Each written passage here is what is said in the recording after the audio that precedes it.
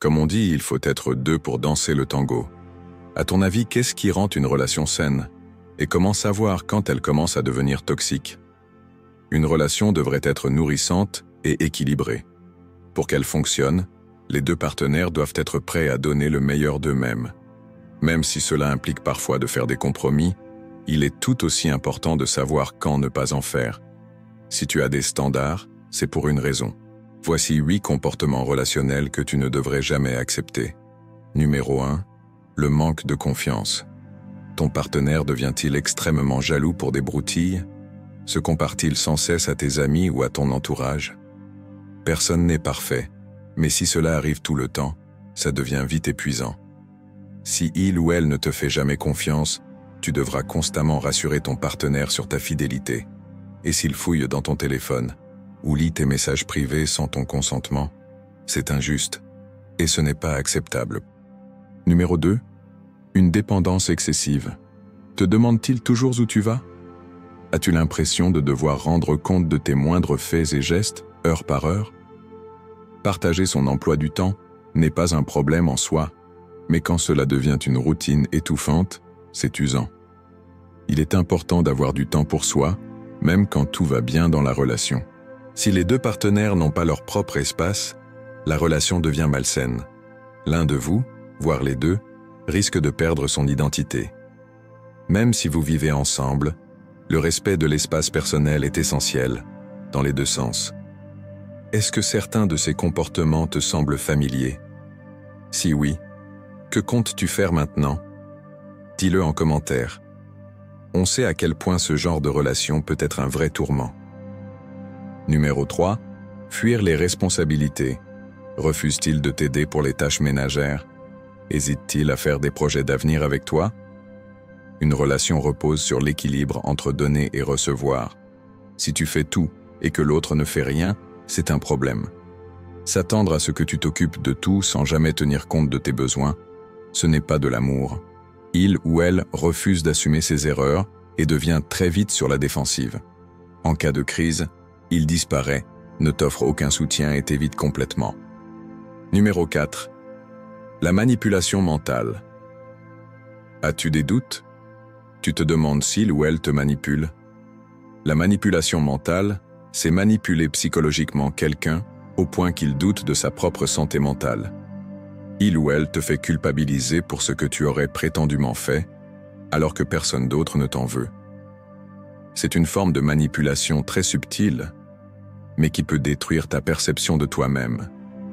Tu remets en question ton propre jugement.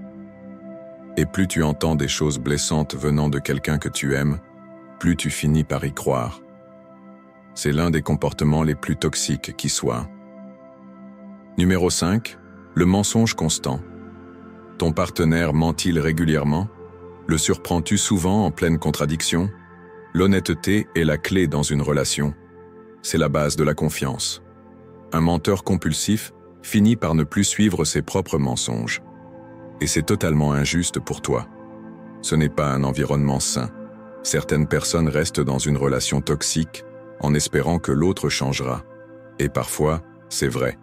Mais la plupart du temps, un menteur reste un menteur. Numéro 6. L'instabilité. Est-il toujours en retard à vos rendez-vous? S'excuse-t-il sincèrement ou banalise-t-il la chose? Oui, il peut arriver d'être en retard. La vie est imprévisible. Mais il était nécessaire de faire de la place dans sa vie pour les personnes qui comptent. Cela veut dire te prévenir à temps, respecter ton emploi du temps. S'il doit annuler une sortie prévue à 2, il doit te le dire dès que possible.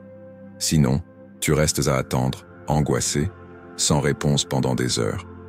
Ne pas répondre immédiatement peut arriver, mais il faut te répondre dans un délai raisonnable. Numéro 7. Les accusations infondées.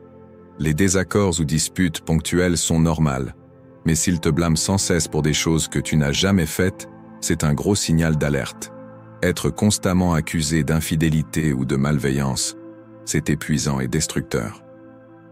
Souvent, ceux qui te reprochent des choses qu'ils feraient eux-mêmes sont en train de projeter leur propre culpabilité. Rappelle-toi, il est essentiel de rester fidèle à toi-même. même s'il essaie de te manipuler par le mensonge ou le doute. Numéro 8. L'infidélité. Si tu as été trompé, ce n'est pas de ta faute. Retiens bien ça. Si ton partenaire te trahit, ce sera lui le responsable, pas toi. C'est dur de quitter quelqu'un qu'on aime, même quand il nous fait du mal. Mais l'infidélité peut anéantir ta santé mentale. Tu peux perdre toute estime de toi. Tu te demandes pourquoi tu n'étais pas assez bien ou ce que tu as fait pour mériter ça. Mais souviens-toi, tu n'es pas tes pensées, tu es tes actions. Un menteur reste un menteur, un infidèle reste un infidèle. Si tu te sens en sécurité et écouté dans ta relation, alors parle, exprime ce que tu ressens. La confiance et l'honnêteté vont très loin. La bonne personne te fait rire et te pousse à évoluer dans le bon sens. Si tu n'es pas dans une relation saine, tu peux demander de l'aide. Ceux qui t'aiment veulent le meilleur pour toi, et tu devrais vouloir le meilleur pour toi aussi. As-tu vécu certains de ces comportements? Es-tu en train de prendre conscience de certains problèmes? Partage ton expérience, ton ressenti ou tes conseils en commentaire. Si cette vidéo t'a aidé, clique sur le pouce bleu et partage-la à quelqu'un qui en aurait besoin. Et n'oublie pas de t'abonner à la chaîne et d'activer la cloche pour ne manquer aucune des prochaines vidéos. Merci de nous avoir regardés.